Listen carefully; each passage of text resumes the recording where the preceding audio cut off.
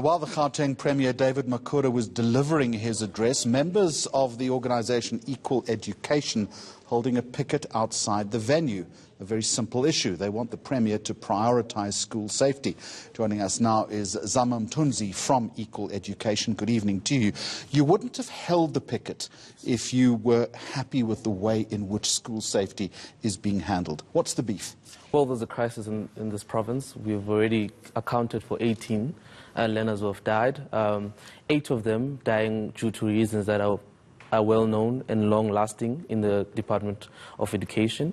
There's a common occurrence of stabbings, common occurrence of violence, and as well unsafe environments of schools. What we have seen now from the department is that they continuously want to overlook the problem. What we have seen in their responses is that, for example, MEC Banyaza Lusufi talked about cutting his hair to dispel the bad moments that the department is going through. Oh, in fairness, it was a symbolic gesture of support, was it not? When you say they are overlooking the issue, in what respect?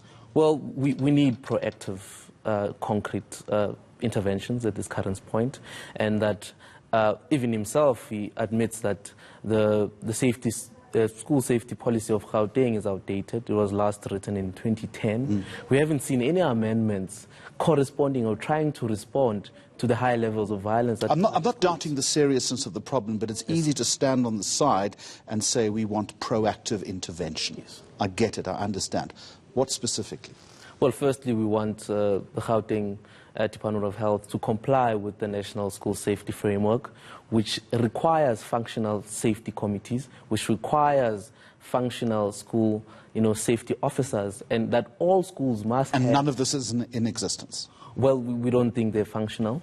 If they do exist, that's another question that we might have to ask ourselves, is that for the whole policy of schools to be safe, is that these measures must be taken practically to make sure that learners are safe at schools. It's a problem that's beyond the classroom now. It's a societal problem. Is that surely if you resolve what is happening beyond the school campus, you'll have a better grip on what's happening on the playground? Well, we believe that the places of learning must be protected and must be guarded. We do understand that South Africa is a very violent society, but when we speak of proactive steps, we speak of functioning committees that are able to even identify behavior changes, especially from learners who are coming from highly violent communities, to then proactively then subscribe for them psychosocial services and other services like that. Which is important, but surely you also need a tougher approach. You need frisking. You need metal detectors. You need police on campus. No, we don't believe in that. We don't think spaces of learning must be turned into prisons. We don't believe that the negative... Is prison not better than pupils dying? No, I mean, I think it has never solved any. We've seen this in the case of Cape Town when they deployed the army. We saw that learners became more and more anxious of the environment. We don't believe that environments like this are conducive for any learning and teaching. So when you raise this issue, you picketed today, you're very outspoken about this. When you approach the provincial government, what do they say to you? Well, firstly, we wrote a letter to them, and we surely having a meeting to look at possible steps, multi-stakeholder steps in how we combat this crisis.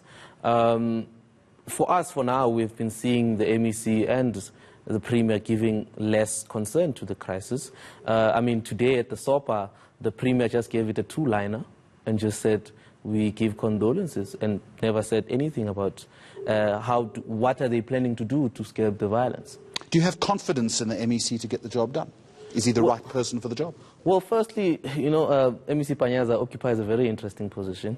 He shows the level of care, but we are scared that people might absolve him of responsibilities because he moves around every time there's a scene. He has become an ambulance that gets to the scene when the learners have already lost their lives. But he has to do that. I mean, he's doing the right thing by going to the scene, surely. Well, you can't condemn him for that. Well, firstly, I mean, as a movement, we have members who are parents who are saying it's not enough for us to have that. We want a proactive concrete plan that, because we're sitting at home, we're scared to send our children to school. We do not know whether they're going to come back alive. So you need to ensure the parents and the schooling communities that schools are a safe place to learn. Whichever way you look at it is a huge problem. Equal Education's Zama Mthunzi, thank you very much for joining us. South Africa tonight, it's still to come.